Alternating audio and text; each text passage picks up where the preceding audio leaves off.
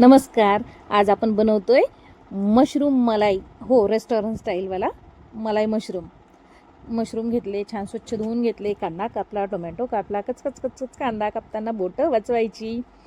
कढईमध्ये तेल गरम करून थोडंसं तूप ॲड केलेलं आहे, तुम्ही बटरही ॲड करू शकतात.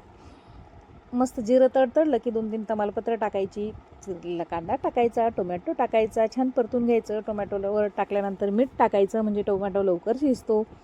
झाकण ठेवून वाफ काढायची. तोपर्यंत मशरूम चिरून घ्यायचे. मशरूम छान चिरल्या गेले की आपण काय करायचं, मलाई मशरूम बनवतोय म्हणून अर्धा पेला मलाई घेतलेली आहे. लाल तिखट, धने जिरे पूड, गरम मसाला आणि हळद टाकलेली त्याच्यात मलाईमध्ये आणि मिक्स करायचं. छान तेलामध्ये परतून घ्यायचं. दणक्यात वाफ काढायची. मशरूम मिक्स करायचे, परत वाफ काढायची. छान कोथिंबीर घालायची, अजून एक वाफ काढायची.